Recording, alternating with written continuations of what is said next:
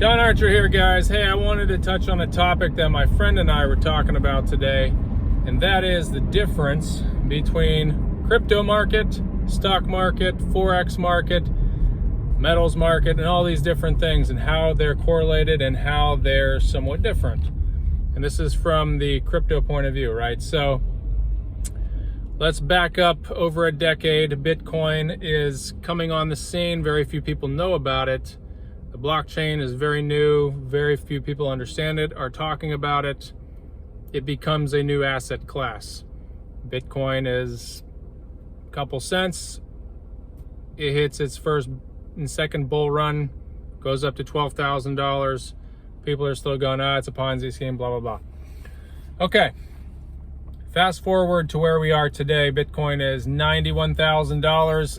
Everyone is clamoring over it. It's a established new asset class with all the old altcoins, everything else to go with it, right?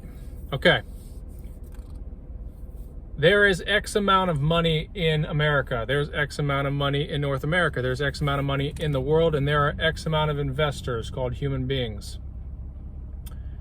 And that money is shared in different asset classes. What makes the rise of one asset class means that basically market share from these different other asset classes are being poured into that. When you look at Bitcoin's market cap, Ethereum's market cap, XRP's market cap, and how it's growing, that means that people are bringing money that were in other assets and they're transitioning it little by little. And this is, guys, we're doing a 30,000 foot view here. But little by little, they are transitioning and they're dipping their feet and bringing their money into the cryptocurrency. Not to mention, crypto is a global phenomenon, okay? If you live in China, for say, you may not have access to the US stock market unless you go through different routes. Not all legal. So, we'll use China as an example. Not everybody in China can invest in the stock market on Wall Street, okay? But they can in the crypto markets. So we are talking about one market that is starting in a very rapid fashion to take market cap money from, sorry guys, I gotta drive here. It's taking market cap, it's taking cash from other asset classes and bringing it into crypto. Now let's use Bitcoin for example. There's what's called the 4-year halvening, which is, and I'm not going to get into the technicals, but the block rewards, the mining rewards get cut in half. There's some math that goes with it, and we get these ups, swings, and then it retraces and comes up and down a little bit, but it's stair-stepping upwards. Hence why Bitcoin is continually, long-term, increasing in value, right? Bitcoin, you can't create more Bitcoin. There will only be 21 million Bitcoin ever mined. That makes it a fixed, scarce asset.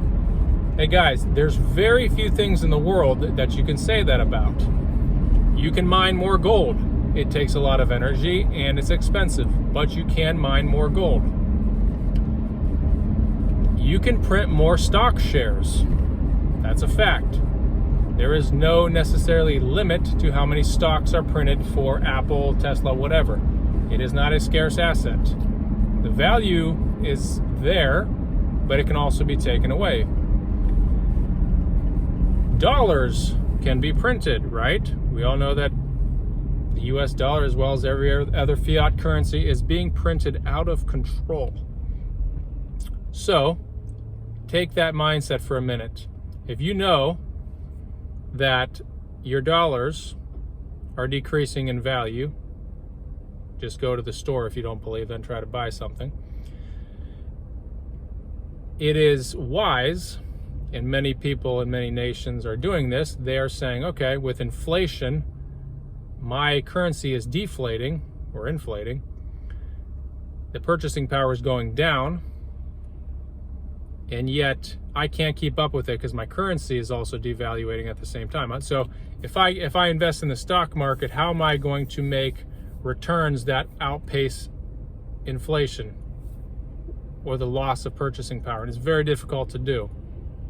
The crypto markets, when they're in their bull cycle, are one way that you can actually, if you invest properly, make a tremendous amount of gains. If you don't believe that, ask the people that bought Bitcoin, Ethereum, and any of these larger cap coins or tokens when they were cheaper. People laughed at them. They're not laughing anymore. They're calling them up and saying, hey, what did you do? How did you know that? Blah, blah, blah. Think about that for a second, guys. If you could invest in the internet, you know, blockchain is being likened to the internet 2.0. If you could invest in the internet itself, would you do it? Because there are those types of opportunities that are still there with the blockchain. Okay, now you need to study up, and I'm not a financial advisor, but you need to know what tokens or what. Bitcoin is likened to digital gold. Ethereum, which is the number 2, is nothing like that. It is more like the rails on which the blockchain runs. It's more like, you could call it the internet type thing. It's the rails on which the train cars go back and forth on. There are other competitors like Solana, like ADA, Cardano.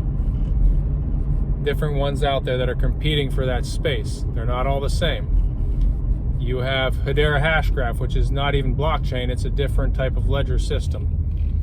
So there's a lot of things to invest in. There's a lot of incredible technology out there coming through this space. We are still early. If you have a long mindset, 10-year mindset, you stand to gain significantly if you can be patient and learn to buy low, sell high, or just keep it through different cycles. You can do very well. Hey guys, I hope you got something from this.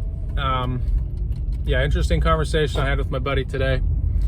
And again, there is a lot of information out there. When I was first starting in 2017, there weren't a lot of people talking about this stuff. Most of the large YouTubers today were just starting back then. They were, making videos out of their mom's basements back in those days. Now they are uber wealthy, and you know their names.